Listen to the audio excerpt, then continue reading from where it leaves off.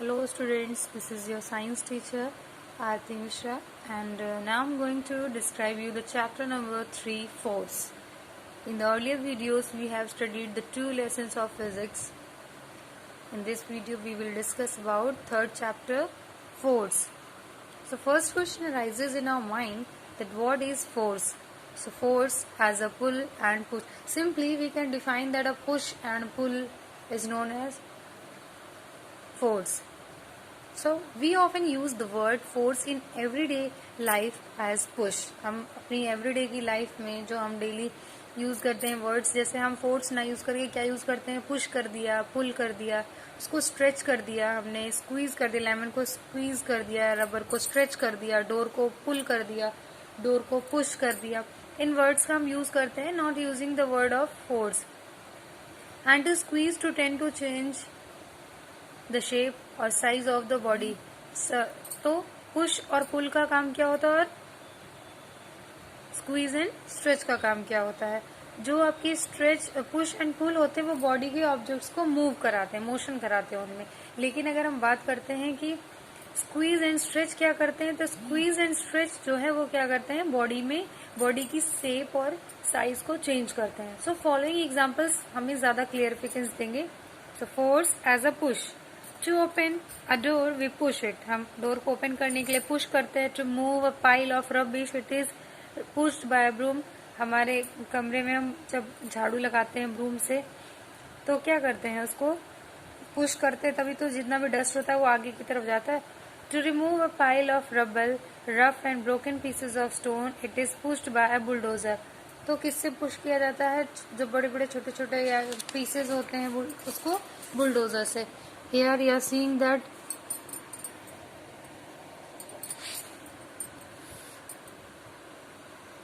to move a trolley or a baby cart, it is pushed by a man or caretaker.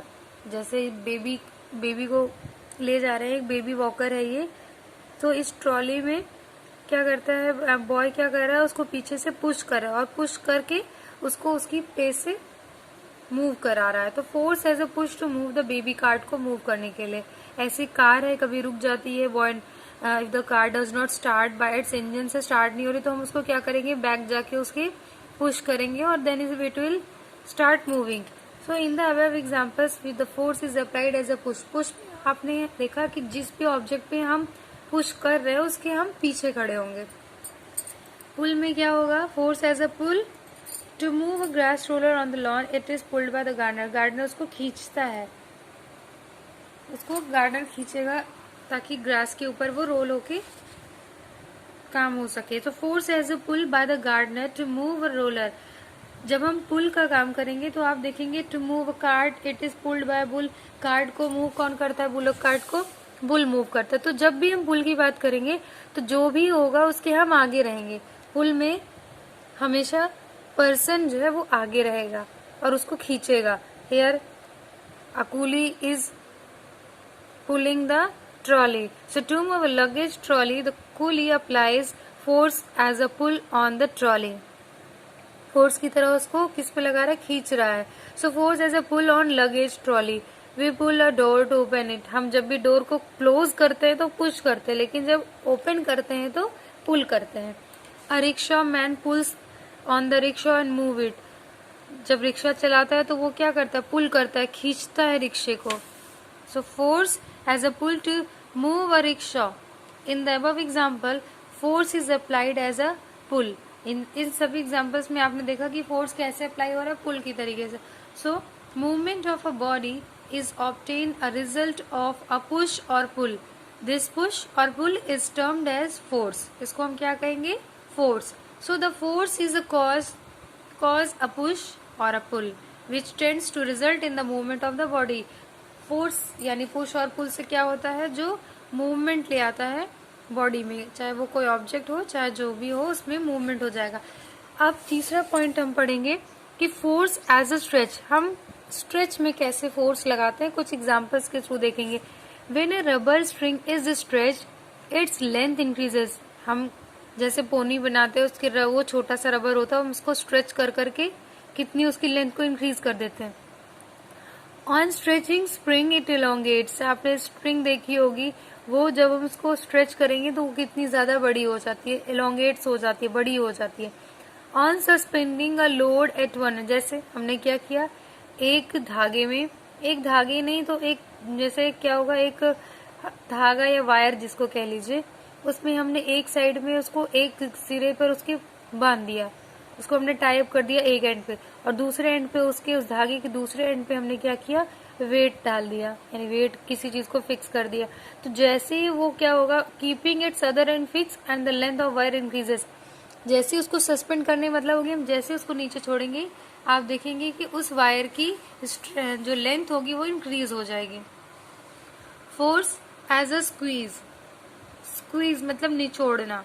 On squeezing a tube of gum, जैसे हम daily सुबह सुबह उठते हैं और brush करते हैं, तो ब्रश करते हैं, ट्यूब ऑफ गम, टूथपेस्ट, हम सबको क्या करते हैं, स्क्वीज करते हैं, दबाते हैं, प्रेस करते हैं, तो क्या होता है, उसका शेप चेंज हो जाता है। So if an inflated balloon है, is it squeezed its shape change. हम उसको, कोई बलून है उसको हम प्रेस करेंगे तो क्या होगा, उसका शेप चेंज हो जाएगा। On squeezing and inflated football from all sides it shape changes.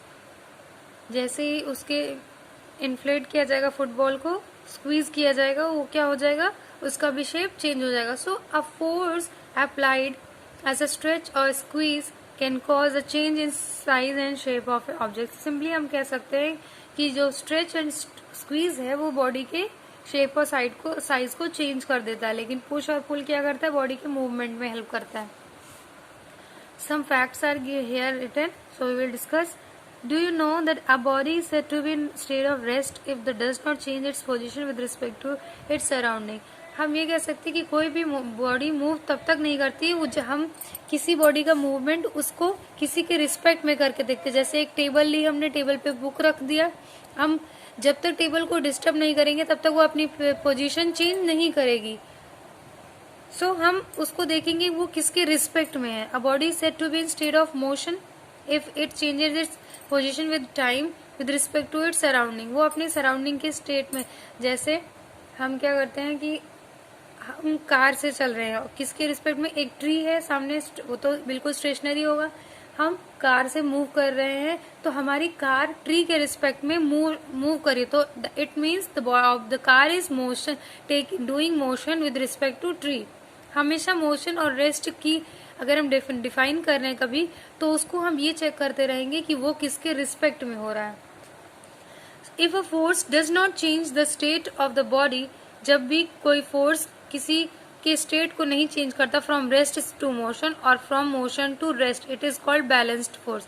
Balanced force means कोई भी फोर्स लगाने पे ना वो रेस्ट से मोशन में गया ना मोशन से रेस्ट में आया, तो इस मीन बैलेंस हो। लेकिन अगर यही फोर्स चेंज कर देता है बॉडी को रेस्ट से मोशन में या मोशन से रेस्ट में, सो ये क्या कहलाएगा, unbalanced force. In this video we have discussed about these topics, about force, push, pull, squeeze and stretch. How we can call pull as a force, stretch as a force, squeeze force and push as a force. In the next video we will discuss how the effects of force. So thank you for watching beta.